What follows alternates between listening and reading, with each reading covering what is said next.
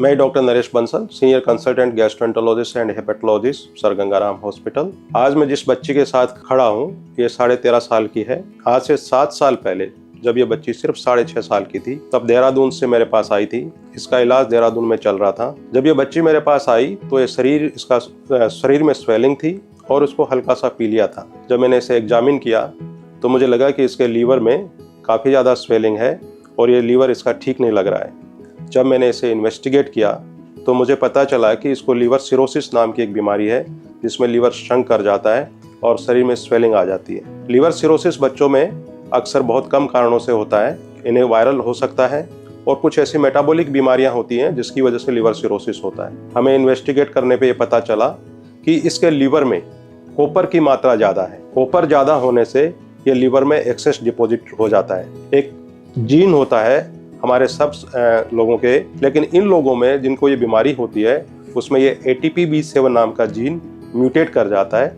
Mutate करने का मतलब है कि उसमें कुछ चेंजेस आ जाते हैं और चेंजेस आने की वजह से जो कॉपर हम खाते हैं डाइट में या किसी भी तरीके से, ये कॉपर बॉडी में एक्यूमुलेट होता हुआ चला जाता है। उसका मेटाबॉलिज्म नहीं होता लीवर में, तो ये लीवर में एक्यूमुलेट हो जाता है, ये ब्रेन में एक्यूमुलेट हो जाता है, ये हमारी आंखों में चला जाता है। तो इसकी वजह से शरीर में चेंजेस आने लगते हैं, लीवर खराब होने लगता है, दिमाग पे असर आने लगता है, हमारे मूवमेंट्स, हमारी बॉडी के मूवमेंट्स ये सब चेंज हो जाते हैं। इस बीमारी का नाम है विल्सन्स डिजीज। तो ये बीमारी है, बहुत कॉमन नहीं है लेकिन बच्चों में हो सकती है। ये एक जन्मजात प्रॉब्लम है। इस जीन के म्यूटेशन का जो प्रॉब्लम है बाय बर्थ होता है, लेकिन जैसे जैसे ये कॉपर एक्यूमुलेट होता जाता है बॉडी के अंदर वैसे वैसे शरीर में चेंजेस आने लगते हैं और एक उम्र तक आते आते यानी कि 6-7 साल में, 8 साल में या 10 साल में लीवर सिरोसिस हो जाता है। पेट में पानी आ सकता है, पैरों में सूजन आ सकती है, बच्चों को ब्लीडिंग हो सकती है। ये देख करके हमने फिर इस बच्चे को ऐसी मेडिसिन चालू की जिनसे बॉडी के अंदर कॉपर कम हो जाता है। ये मेडिसिन क्या करती हैं कि या तो कॉपर के एब्जॉर्प्शन को रोकती हैं या कॉपर को शरीर से बाहर निकाल देती हैं। तो इस तरह की मेडिसिन जैसे D-पेनिसिलामिन और जिंक हमने बच्चे को चालू किया। ये बच्ची बहुत अच्छे से चल रही थी। इसके पेट का पानी सूख गया, स्वेलिंग खत्म हो गई और इसका एपेटाइट बढ़ गई, इसकी ग्रोथ बढ़ गई। और जब मैंने देखा इस बच्ची की देखते देखते काफ़ी हाइट भी बढ़ गई और अच्छे से खा पी रही थी, ठीक चल रही थी। लगभग 7 साल इसने ठीक निकाले, लेकिन बाद में इसको एक ऐसा वायरल इन्फेक्शन हुआ जिसकी वजह से इसका जॉन्डिस एकदम से बढ़ गया और इसकी हालत खराब हो गई, जिसके लिए बाद में यह लोकल में भर्ती हुई। काफ़ी दिनों तक वहाँ इलाज चला। फिर उसके बाद हमने यहाँ इलाज किया। बच्ची बिना ट्रांसप्लांट के ठीक हो जाए, इसके लिए हमने बहुत प्रयास किए, क्योंकि परिवार भी यही चाहता था कि ट्रांसप्लांट ना करना पड़े, क्योंकि हम सब जानते हैं कि ट्रांसप्लांट एक बहुत बड़ा डिसीजन होता है, फैमिली के लिए भी, इकोनॉमिकली भी, और कोई डोनर भी उसमें चाहिए होता है। इसलिए हमने बच्चे को पहले मेडिसिन से ठीक करने की कोशिश करी। हमने इसका प्लाज्मा फेरेसिस कराया। प्लाज्मा फेरेसिस एक नई टेक्निक है जिसमें हम बच्चे का जो प्लाज्मा बाहर निकाल करके वॉश कर करके और उसको दोबारा उसके अंदर डालते हैं और उसके जो टॉक्सिन्स हैं वो एक मशीन से निकालते हैं। कई बार लोग प्लाज्मा फेरेसिस से भी ठीक हो जाते हैं। हमने प्लाज्मा फेरेसिस ट्राई किया, हमने बहुत सारी मेडिसिन ट्राई करी, लेकिन इस सब के बावजूद बच्चे का जॉन्डिस बढ़ता चला गया और बच्चे की हालत बिगड़ती चली गई। उसके बाद बच्ची को एक दिन अचानक से ब्लड वॉमिटिंग हुई, जो अगेन एक सिरोसिस का इंडिकेटर है। उस ब्लड वॉमिटिंग को हमने एंडोस्कोपी करके रिंग डाल करके कंट्रोल किया। उसके बाद भी बच्ची का BP गिर गया, उसे इन्फेक्शन हो गया और हमें उसके होश में प्रॉब्लम आ गई और उसका जो सेंसोरी है वो डाउन जाने लगा। तो जब भी सिरोसिस होता है तो पेट में पानी आना, पैरों में सूजन आना, खून की उल्टी होना, दिमाग पे असर आना जिसे हेपेटिक एन्केफेलोपैथी कहते हैं, और किडनी पे असर आना, ये सब सारी चीजें हो सकती हैं। ये सब चीजें एक के बाद एक इस बच्ची को होती चली गई और उसके बाद में हमें इसे वेंटिलेटर पर लेना पड़ा।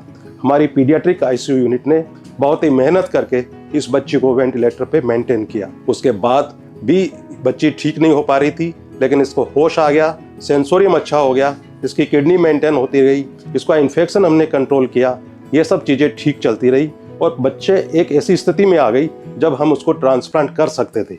लेकिन उस टाइम बच्ची बहुत ही हाई रिस्क थी ट्रांसप्लांट के लिए, क्योंकि वो वेंटिलेटर पे थी, उसे अभी रिसेंटली ब्लीड हुआ था, उसे थोड़ा बहुत इन्फेक्शन भी आ रहा था।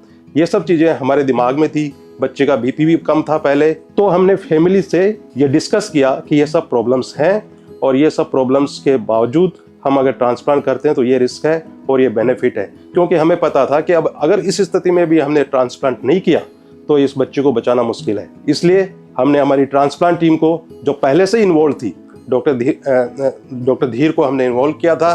15-20 दिन से डॉक्टर धीर भी साथ साथ हमारे देख रहे थे और वो भी हर कदम पे ये बता रहे थे कि अभी ट्रांसप्लांट करना जरूरी है। डॉक्टर धीर की टीम ने बहुत ही इन्वॉल्व होकर के फैमिली के साथ में और अल्टीमेटली ये डिसीजन किया कि अभी और नहीं वेट कर सकते।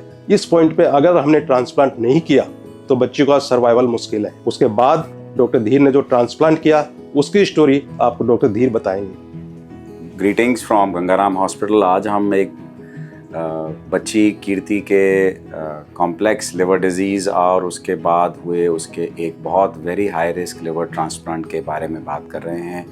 इस बच्ची को हमारे senior consultant gastroenterologist hepatologist doctor Naresh Bansal ने बखूबी 7 साल मेडिसिन पे मेंटेन किया, लेकिन जब उन्हें लगा कि अब ये बच्ची दवाइयों से मेंटेन नहीं हो सकती, तब उन्होंने हमें इन्वॉल्व किया कि अब इसके ट्रांसप्लांट की तैयारी कीजिए। ट्रांसप्लांट की तैयारी के लिए हमने इनके पेरेंट्स से डिटेल में डिस्कशन किया और हम इसको ट्रांसप्लांट के लिए तैयार कर रहे थे और इसकी मम्मी को एज डोनर हमने रेडी कर लिया था। अनफॉर्चुनेटली उसी टाइम बच्ची को बहुत मैसिव ब्लड की वॉमिटिंग हुई, जो हमें डॉक्टर नरेश बंसल की हेल्प से हमें सैल्वेज करने में बहुत हेल्प मिली। लेकिन हम ब्लीडिंग से तो काबू पा गए, लेकिन इस दौरान बच्ची बहुत सीवियर कोमा में चली गई, जिसकी वजह से इसे वेंटिलेटर पे लेना पड़ा। और वेंटिलेटर पे आए हुए किसी भी मरीज़ का ट्रांसप्लांट करना अपने आप में एक बहुत हाई रिस्क केस हो जाता है। बच्ची क्योंकि एक नाजुक एज में थी और वेंटिलेटर पे बिल्कुल ग्रेड 4 हेपेटिक एन्सेफेलोपैथी या फिर कॉमन भाषा में लिवर कोमा जिसे कहते हैं उसमें थी, और इसके ब्लड में भी कुछ इन्फेक्शन आया। इस दौरान हमें paediatric ICU team doctor Sachdev, doctor Nishant Wadhwa और डॉक्टर नीरज और डॉक्टर धीरेन की हेल्प मिलते हुए हमने इस बच्ची को ऑप्टिमाइज़ किया, इसको इस एक लाइफ थ्रेटनिंग इवेंट से निकाला। और जब हमारी पूरी team medical gastroenterology hepatology under doctor Naresh Bansal, paediatric ICU team under doctor Anil Sachdev, paediatric hepatology under doctor Nishant Wadhwa और हमारी लिवर ट्रांसप्लांट सर्जरी टीम, मी, डॉक्टर सुरेश, डॉक्टर हिराक और हमारी लिवर एनालिसिस टीम ने इसको असेस करके बोला कि यही एक हमारे पास विंडो ऑफ अपॉर्चुनिटी है जिसमें हम रिस्क लेते हुए इस बच्ची का ट्रांसप्लांट करते हैं।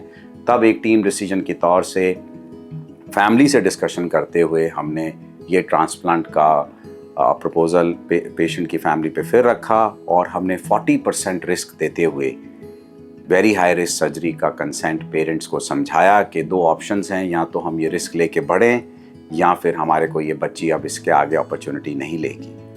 ये अपने आप में बहुत रिस्की प्रोसीजर होता है।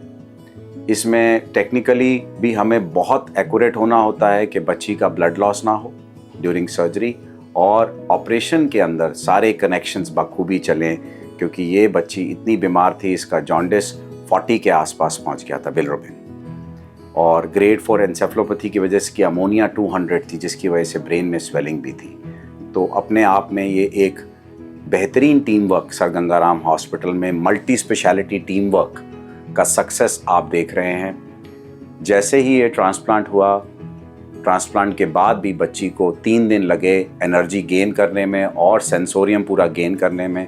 3rd से 4th डे हमने इस बच्ची को वेंटिलेटर से निकाला, ये होश में आई, और जब ये होश में आने के बाद मुस्कुराई तो इसकी मम्मी, इसके पापा और हमारी पूरी टीम गंगाराम की बहुत खुश हुई।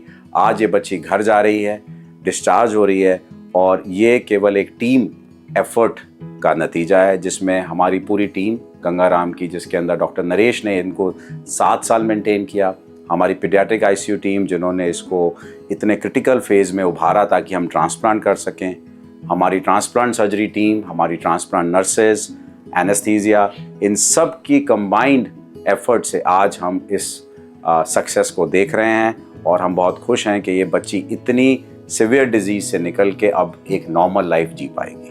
Thank you. और डॉक्टर नरेश बंसल और डॉक्टर उसस धीर की वजह से ही आज मेरी बेटी जिंदा है। मैं इनका तहे दिल से शुक्रिया अदा करता हूँ। और सर गंगाराम के जितने भी डॉक्टर्स हैं, जितने भी ट्रांसप्लांट पेडियाट्रिक टीम्स, जितने भी डॉक्टर्स हैं, जितना भी स्टाफ है, को स्टाफ है, उनका सबका शुक्रिया अदा करना चाहता हूँ, और इनकी वजह से ये बच्ची बच पाई।